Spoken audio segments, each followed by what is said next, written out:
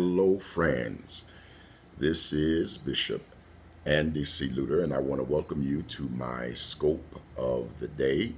Um, I am located in Amityville, New York, and I'm so delighted to be able to come to you with my scope of the day. I am a 1976 graduate of Oberlin College, located in Oberlin, Ohio.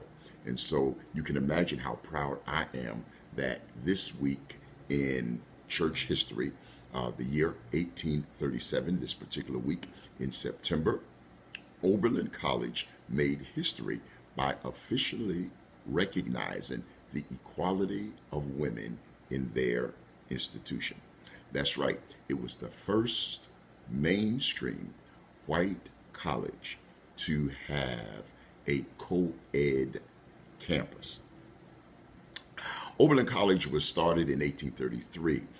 Reverend John Shippard and Reverend Philo Stewart envisioned a place where Christian leaders and teachers and preachers could be developed for the western frontier of the country. Let me remind you that in the 1830s and 1840s, it was Ohio that was the western frontier of this country. And so it was their thought and their hope that they would build an institute. And it actually was called Oberlin Institute in the very, very beginning, that they would build a place where teachers and preachers could be developed for the western frontier. That's why it's included in my series on church history, because it was developed as a Christian witness and a Christian place where education could be acquired and then used. 1837, this week in September, Oberlin officially admitted and recognized women as equal members of their campus. And the thinking, Asa Mann was the president then, and in some of his writings, he argues that because women are the first teachers of even men, that what better way to ensure the quality education of men is to make sure that women or their mothers who raised them had an adequate education as well. 2 years earlier than this, 1835, Oberlin made history as the first school to integrate itself, or the first college to integrate itself. Yes, it admitted African Americans onto the campus as early as 1835. In 1862, it would merge these two commitments, their commitment to women and their commitment to African Americans. And in 1862, they graduated their first black female. Her name was Mary Patterson, and she later served as a teacher in the Philadelphia and the Washington area. Oberlin is known for a variety of firsts, in addition to being the first school to admit women and the first school to admit blacks, not necessarily in that order. They actually admitted blacks 1835, women in 1837,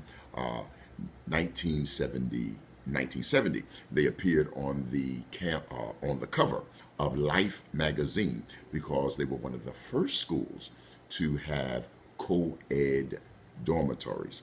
And so they are a remarkable school. Oberlin College, in terms of the African American pulpit and church leadership, has produced any number of individuals, outstanding individuals of note, fame, and who hold celebrity status. They include Reverend Ransom, a bishop in the AME Church.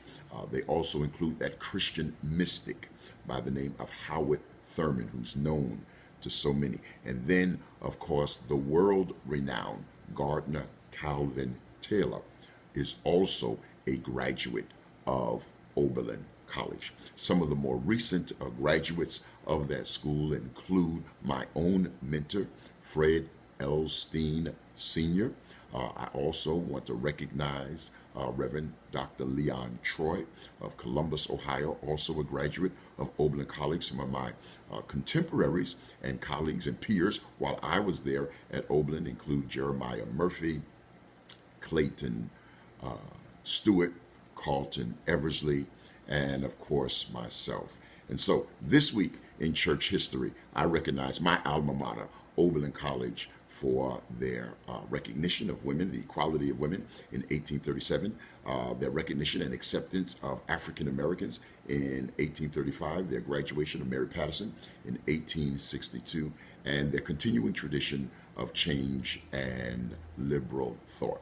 Friends, for the last several minutes, you have been watching and listening to This Week in Church History. I am Bishop Andy C. Lewter, and this is my scope of the day. I'm coming to you every day with a scope in the general area of church history. Until next time, please know that we look forward to seeing you real soon. Tell a friend, and we'll see you tomorrow.